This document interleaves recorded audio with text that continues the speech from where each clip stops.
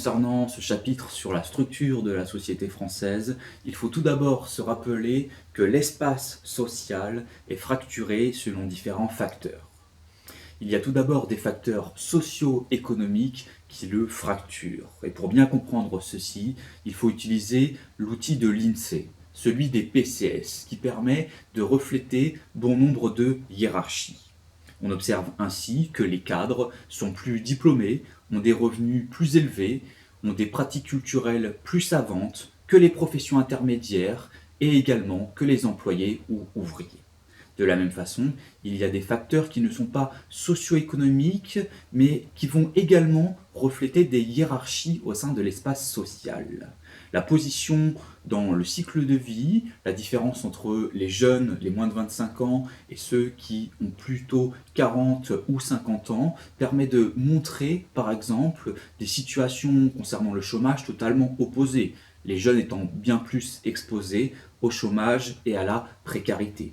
De la même façon, le genre permet de montrer bon nombre d'inégalités, les femmes subissant des inégalités économiques, professionnelles, politiques, etc., etc.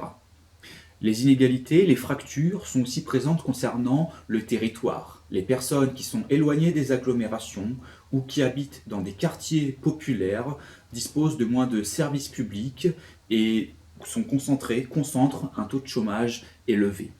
Enfin, on peut parler également des fractures concernant la composition des ménages. Les ménages qui sont composés de familles monoparentales ou les familles nombreuses sont bien plus exposés de la même façon aux difficultés économiques, aux restrictions de consommation que les autres. Cet espace social, il a connu de profondes transformations, notamment après la Seconde Guerre mondiale et durant ce qu'on a appelé les Trente Glorieuses, de 1945 à 1973, une période de forte croissance économique. On a connu durant cette période, par exemple, un phénomène de salarisation, c'est-à-dire que les PCS salariés ont augmenté, tandis que les PCS non salariés, les PCS d'indépendants, elles, ont baissé en termes de part dans la population active. Ce phénomène est à relier également à d'autres phénomènes comme la féminisation des emplois, la tertiarisation des emplois et la hausse de la qualification des Français. En effet, on a pu observer par exemple une augmentation des PCS de cadres ou de professions intermédiaires, des PCS qui travaillent dans les services et qui réclament des qualifications. La hausse des qualifications des Français a permis de voir ces PCS augmenter. De la même façon, ces deux PCS, mais également une troisième, la PCS des employés, sont des PCS de salariés, sont des PCS dans le secteur tertiaire des services, mais aussi des PCS qui présentent beaucoup d'emplois féminins. Les femmes qui s'insèrent dans le marché du travail après la Seconde Guerre mondiale vont beaucoup s'orienter vers ces PCS, notamment celles de professions intermédiaires ou d'employés. L'espace social, il est très important de le mentionner, peut être analysé sous la notion de classe sociale. Et ici, pour évoquer les classes sociales, il faut utiliser deux auteurs, Karl Marx et Max Weber. Les deux auteurs ont des définitions différentes de la notion de classe sociale. Pour Karl Marx, une classe sociale, c'est une classe en soi. Elle dépend du positionnement dans les rapports de production qui va déterminer des conditions de vie et de travail. Elle dépend également d'une classe pour soi. La classe pour soi, c'est la conscience de faire partie d'une communauté, la conscience de devoir défendre des intérêts communs et de lutter contre un ennemi commun. Ces classes sociales, selon Karl Marx, elles vont rentrer en conflit, ce qui va générer l'histoire. C'est pour lui le moteur de l'histoire. A contrario, pour Max Weber, la classe sociale n'a pas forcément une conscience de classe, elle dépend tout simplement de la capacité à se procurer des biens et des services. L'appartenance à une classe sociale est déterminée par le niveau de richesse. De la même façon, pour Max Weber, il n'y a pas que des classes sociales dans la société, il y a aussi des groupes de statut, c'est-à-dire des groupes qui sont classés en fonction du prestige dont dispose tel ou tel individu, notamment en fonction de sa profession. Enfin, pour Max Weber, il y a aussi des partis politiques qui, eux, s'insèrent au sein de ce qu'il appelle un ordre politique. Ordre politique qui figure à côté de l'ordre social, dans lequel on a les groupes de statut, et de l'ordre économique, dans lequel on a les classes sociales.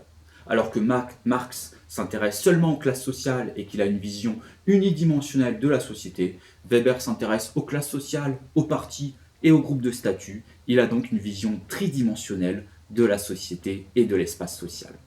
Alors, dernier point dans ce chapitre, c'est l'idée sur la pertinence, aujourd'hui ou non, de la notion de classe sociale.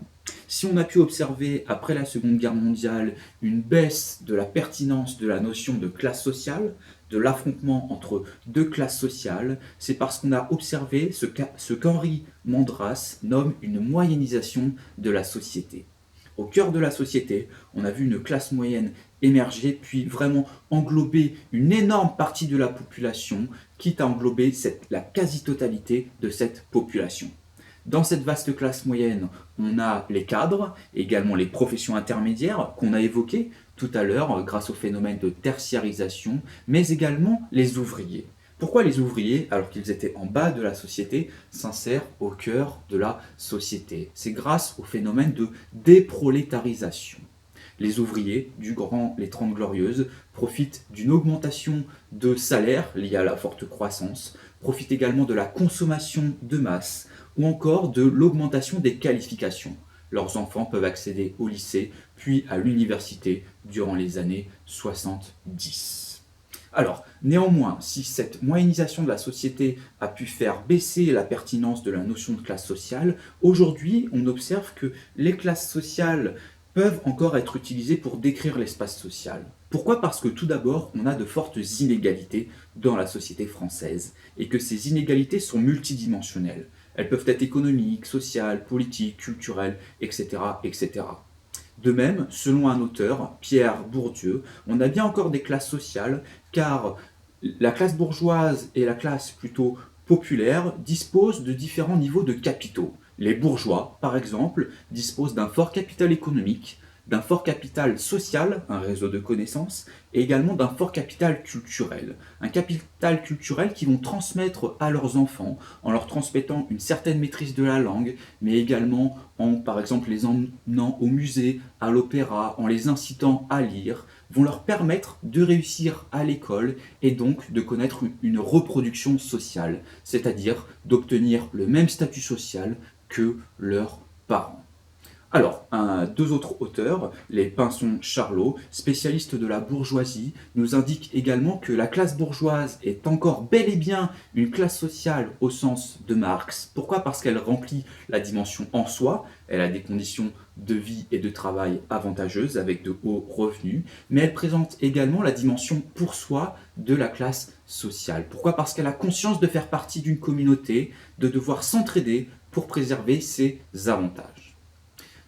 Aujourd'hui, il est également important de noter qu'on observe de fortes inégalités, de fortes distances intraclasses, c'est-à-dire dans une même classe sociale. Par exemple, chez les ouvriers, on observe de fortes inégalités entre les ouvriers qualifiés et les non qualifiés. Le chômage, la précarité, les CDD, l'intérim, etc. et les conséquences de la crise économique sont beaucoup plus vécues par les ouvriers non qualifiés. Désormais, aujourd'hui, on n'a plus seulement des distances entre la bourgeoisie et les ouvriers, mais des distances au sein même de la classe ouvrière. De la même façon, ce qui est particulier à la situation actuelle, c'est que les rapports de classe vont se superposer aux rapports de genre. Les femmes vont ainsi subir des rapports de genre, comme on l'a dit tout à l'heure, mais aussi des rapports de classe. Beaucoup de femmes sont par exemple dans la PCS des employés et elles vont faire partie de ce qu'on appelle une classe populaire. Les agents d'entretien ou les caissières sont faiblement rémunérés et ont des conditions de travail bien moins avantageuses que par exemple les femmes qui sont cadres. Enfin, on va terminer en évoquant l'évolution de la dimension pour soi de la classe sociale. Ceci est très important. On observe aujourd'hui que la dimension pour soi de la classe sociale a fortement baissé. Okay. Chez les bourgeois, certes, cette dimension est importante, mais pour le reste de la société, cette dimension a chuté. Les individus vont beaucoup moins s'identifier via la classe sociale, ils ne vont pas avoir forcément le sentiment d'appartenir à une classe sociale. Pourquoi? Parce que cela est lié au phénomène d'individualisation. C'est-à-dire que les Français souhaitent être de plus en plus autonomes notamment vis-à-vis d'une classe sociale.